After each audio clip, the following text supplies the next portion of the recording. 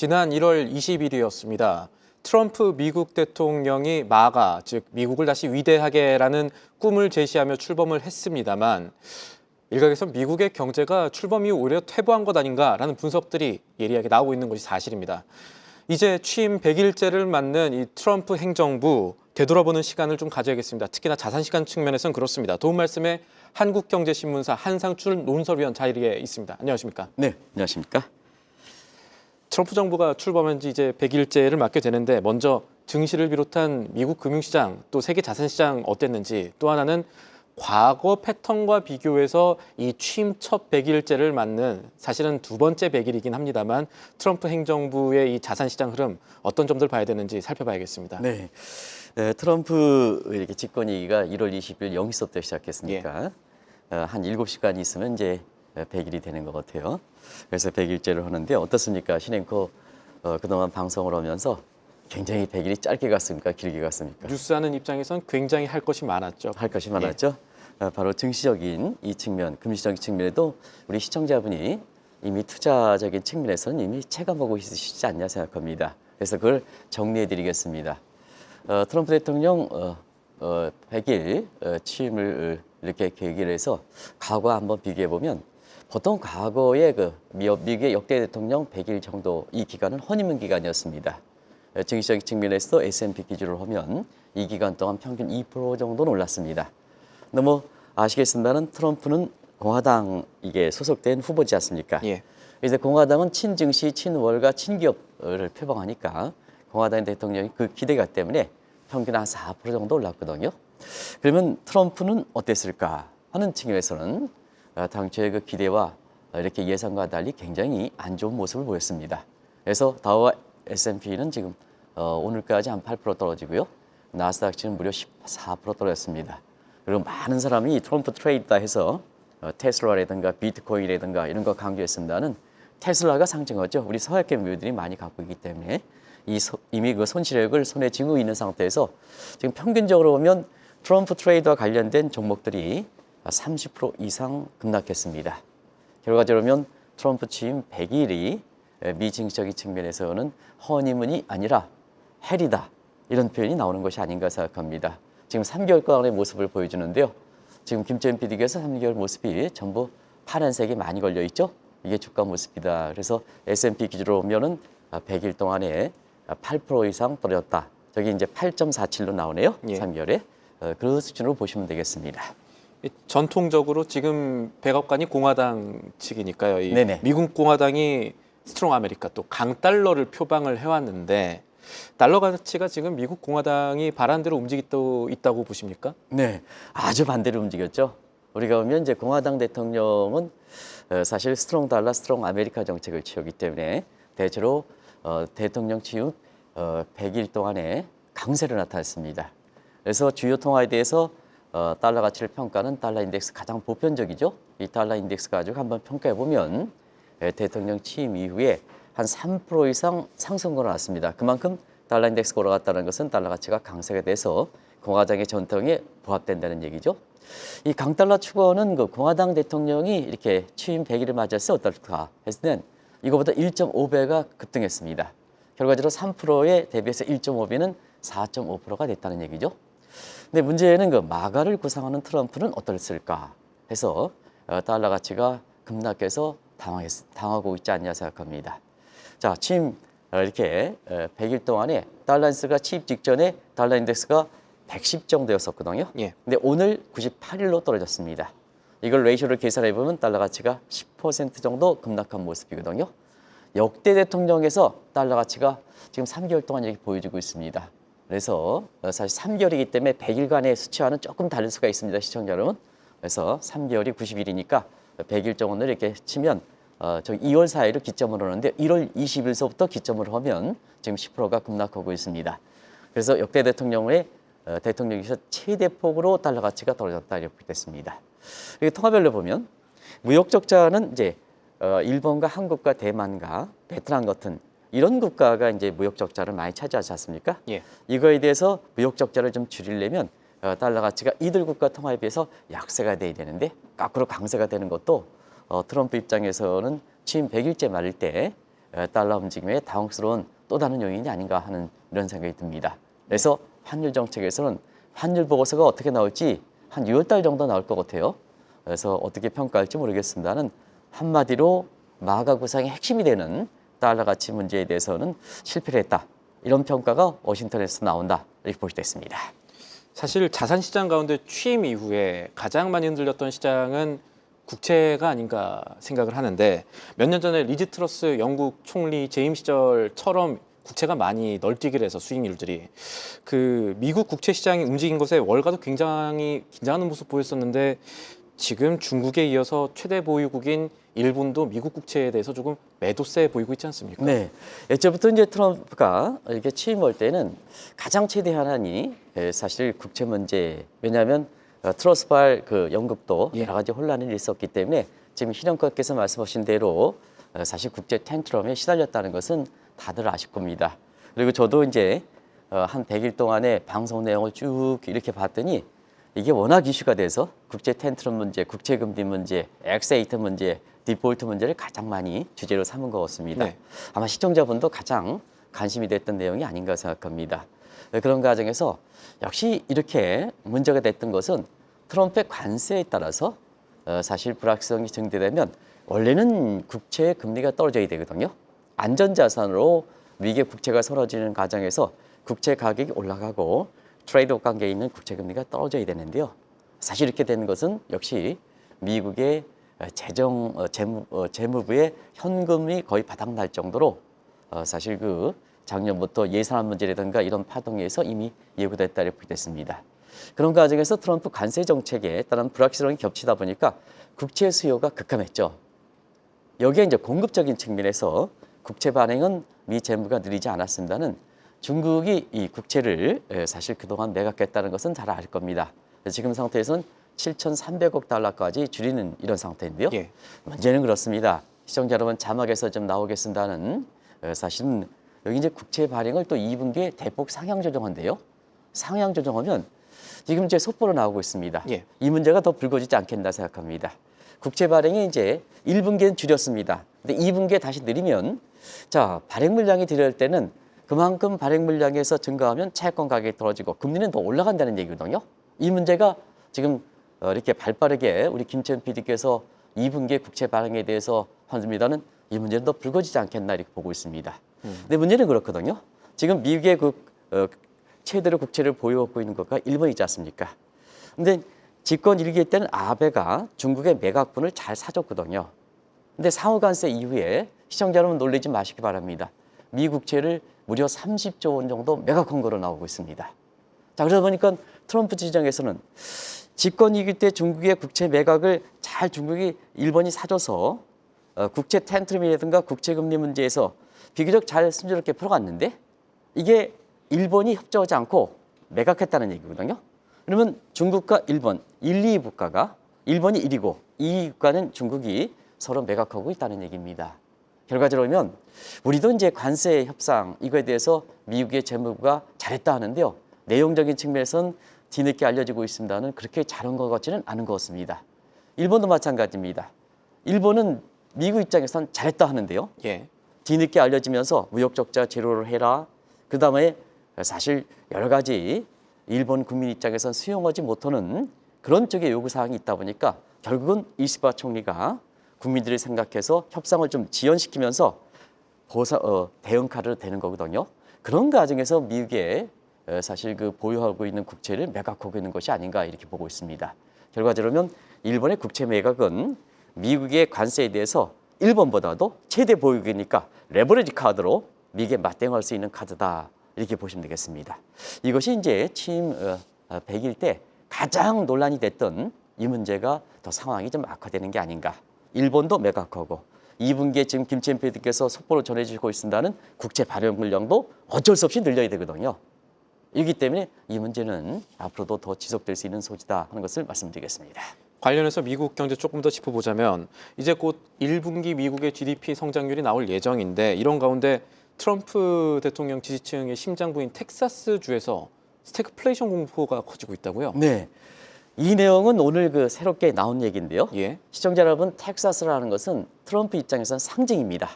제조업의 상징입니다. 그런 과정에서 오늘 이 텍사스를 관리하는 게 지역 연주 중에 댈러스입니다. 댈러스에서 텍사스의 제조업 지수를 이게 보면 제조업 지수가 4월 달에 35.8입니다. 마이너스. 전월 대비해서 19.5포인트가 급락했습니다. 반면에 물가적인 측면에서 사실 공급 측면에서 물가에 영향을 줄 수 있는 원자재 구매 가격 지수가 48.4로 전월 대비해서 11포인트나 급등했습니다. 자, 그러다 보니까 성장률이 떨어지고 물가가 올라가는 이 측면에서 시청자분이 스태그플레이션을 하는데요. 텍사스는 제조업이기 때문에 제조업 지수는 급락하고 원가에 해당되는 원자재 구매 가격이 올라가다 보니까 트럼프의 심장인 텍사스에서 스태그플레이션 공포가 나오는 겁니다. 근데 문제는 그렇습니다. 이 텍사스란 지역이 트럼프의 관세 정책의 영향에 평가할 수는 바로미터입니다. 왜 그럴까? 관세는 무역입니다. 미국의 최대 무역 항이거든요. 미국의 전체 무역 중에 가장 많이 들어오는 지역입니다. 전체 무역이 약 16%를 차지하고 있습니다. 이런 거를 감안해 볼 때 지금 텍사스의 스태그플레이션 공포 같은 경우에는 미국 전역으로 확산되지 않겠느냐.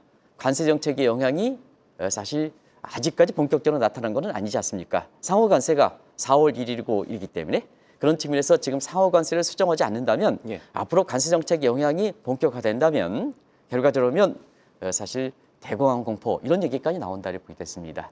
그런 가운데 아까 우리 서 캐스터께서 요즘 방송이 아주 신나게 잘하시는 것으로 생각하는데요.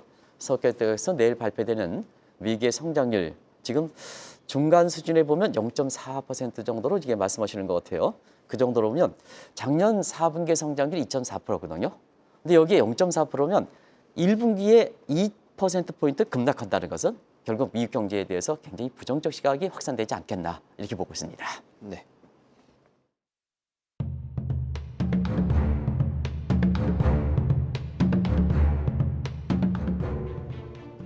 앞서 살펴봤던 대로 트럼프 미국 대통령 측이 가장 믿었던 일본이 국채를 매도하는 움직임을 보였고 또 여기에 대해서 트럼프 지지층의 심장 부인 텍사스에서 스태그플레이션 공포가 커진다는 것.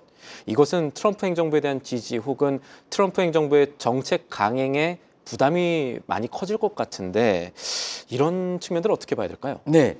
결국 모든 면에서 100일을 기해서 평가가 나올 겁니다. 예. 그것이 자산시장이든 경기적인 측면은 국민의 경제 고통이든 결과적으로 대통령은 국민이 뽑아주는 데서 대통령이 선출되는 겁니다. 그러면 모든 평가는 국민들의 지지에 의해서 평가되는 것이 아닌가 생각합니다. 그런 각도에서 트럼프는 이제 정치 신출내기가 아니죠. 그래서 일부 이렇게 이전 진행자가 정치 신출내기라 해서 제가 아주 헐쩍 놀랐었는데요. 집권 2기에는 정치 신출내기가 아닙니다. 그렇기 때문에 경제정책 운영 능력에서 이렇게 평가가 좌우된다 이렇게 보겠습니다. 역대 한번 대통령을 볼게요. 소위 위대한 대통령, 링컨 대통령이라든가 루즈벨트 대통령이라든가 그다음에 린드 존스 같은 그다음에 레이건 대통령 같은 위대한 대통령은 집권 2기의 지도에 의해서 결정됐습니다.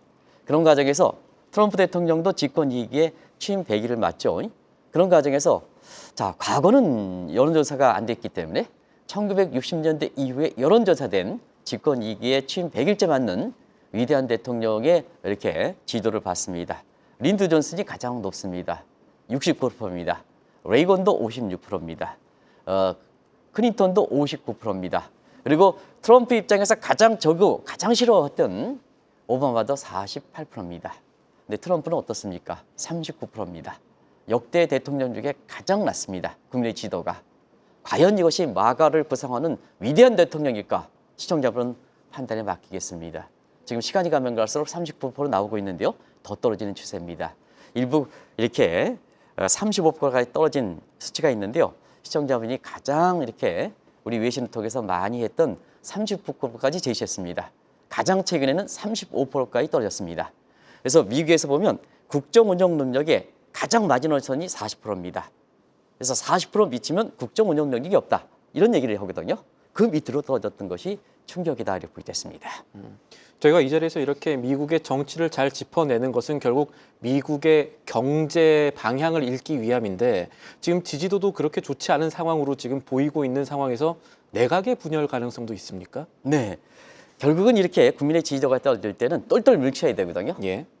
근데 트럼프의 입장에서는 사실 강요들의 집단들이 경제정책의 운영 경험이 없는 아마추어들입니다.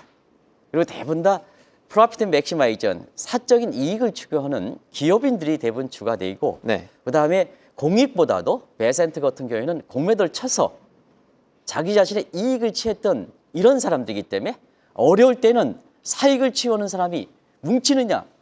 사실은 그렇지 않습니다. 공익을 추구하는 사람이 뭉치는 겁니다. 그것이 지금 핵심 계열의 사실은 분열이 아닌가 이렇게 보고 있습니다. 시청자 여러분 아시겠습니다. 핵심 계열의 분열에 있어서는 일론 머스크와 베센트 간의 이렇게 분열이 가장 핵심이 되겠죠. 네. 그런데 아시겠습니다. 일론 머스크 같은 경우는 작년에 대선 과정에서 시청자 여러분 아시겠습니다는 페이팔 매니아와 함께 대선 자금의 약 70%를 했던 1등 공신이죠. 그런데 최근에 어떻습니까? 베센트와 일론 머스크 간의 갈등일 때 트럼프 대통령이 캐스팅 보트를 쥐고 있는데요. 여기에 머뭇거렸죠. 그런데 사실 지난주에 미국의 금융시장이 트럼프 관세에 의해서 붕괴 일보 직전에 몰리다 보니까 일론 머스크는 그 대신에 자기 자신의 테슬라 주가가 급락하다 보니까 결과적으로 사실 베센트에 힘을 실어주는 입장이었었죠. 그러다 보니까 뭐 시청자 여러분 아시겠습니다. 일론 머스크가 조만간 나지 즉 경제 효율부를 떠나는 것이 아니가 지금 시간을 줄이고 있습니다는 이런 쪽에서 핵심이 이렇게 국민의 지지도가 떨어질 때 뭉치지 못하고 있는 것도 트럼프의 앞날에 있어서 굉장히 이렇게 먹구름이 끼는 그런 요인의 예상을 해볼 수 있는 대목이 아닌가 하는 생각이 듭니다. 관련해서 트럼프 대통령 취임 이후 처음 치러진 선거가 있습니다. 위스콘신 대법관 선거인데 여기서 보수 후보가 패배했다는 것이 이 투자 관점에서 시장 관점에서도 의미 있는 일이 되겠습니까? 네, 트럼프의 가장 큰 강점 중에 하나가 레드 스윗 문제였었죠. 예. 그래서 대통령이 되면서 상하와 하원도 이렇게 사실 지배하고 연방 대법원도 공화당의 보수 세력들이 됐죠. 그런데 위스콘신은 스윙 스테이트에서 트럼프 대통령이 당선됐던 근로자 이해 가지고 지지층이 했던 지역 중에 하나죠. 근데 여기에 사실 선거를 통해서 자 스윙 스테이트가 이렇게 대통령 선거 이후에 선거를 통해서 지지도를 확인할 수 있는 가장 첫 번째 사례였다 이렇게 됐습니다. 그런 측면에서 의미가 있었다 이렇게 됐습니다. 근데 문제는 보수 후보였던 브래드 쉘 이 사람이 사실 일론 머스크가 적극적인 지지했는데도 불구하고 패배했죠. 누구한테? 진보 성향인 수정 크롬프트에 패배했습니다. 그리고 여기에 다른 연방 하원 선거도 이렇게 공화당 후보들이 이기긴 했습니다는 격차가 확 줄어들었습니다. 그런 과정에서 레드 스윗 문제도 결과적으로 약화되는 게 아니냐. 여기에 지난번에 우리가 국제시장의 혼란을 초래했던 사실 예산안 두고 중간 선거에서 떨어진다 하는 각도에서 예산안을 놓고 공화당 일부 의원들도 트럼프의 반기를 들었거든요. 그러다 보니까 자 연방 대법원도 그렇죠. 미국의 의원도 공화당이 의원들이 이탈 세력을 보이죠. 레드 스윗 문제도 굉장히 약화되는 분위기이기 때문에 앞으로 미국의 트럼프 대통령의 경제정책의 추진 방향에 있어서는 동력이 떨어지는 것이 아닌가 이런 생각이 나올 수가 있다고 보고 있습니다. 여기에 정통적인 지정학적 얘기를 하나만 더 하자면 미국이 흔들리니까 지금 미국의 전통적인 동맹국들도 조금 이탈하는 것 아닌가 혹은 흔들리는 것 아닌가 그동안의 관계가 이런 것들이 시장에 영향을 미칠 수가 있을까요? 어떻게 보십니까? 어려우면 그동안 동맹국에 잘했으면 동맹국이 뒷받침해 주겠죠. 근데 시청자 여러분 트럼프 정부가 앞으로 행로에 좀 어려운 것은 동맹국을 다 분산시켰지 않습니까? 그 대표적인 게 근린 국가 정책입니다. 미국의 문제를 자국이 발생시켰으면 자국이 해결해야 되는데요. 전부 다른 거에 전가시켰죠. 관세는 재정 적자와 디폴트 우려를 다른 국가를 전가시킨 겁니다. 무역 적자는 아시아 통화의 아시아 국가로 이렇게 전가시키고 있죠. 지금 그리고 미국의 디폴트 우려는 사실 100년 무이자 국채 발행을 통해서 미국의 국채를 투자했던 국가로 전가시키는 거죠. 결과적으로는 근린 국비화 정책 때문에 동맹국들이 이탈하고 있죠. 그래서 그동안 세계 어렵게 구했던 2차 세계대전에 의했던 WTO 그 전신인 가트, IMF가 지금 다자간 규범이 무너지고 있는 상태고 네. 정치 군사적 측면에서 유엔도 지금 아주 균열한 상태에서 유럽이 재무장하고 있죠.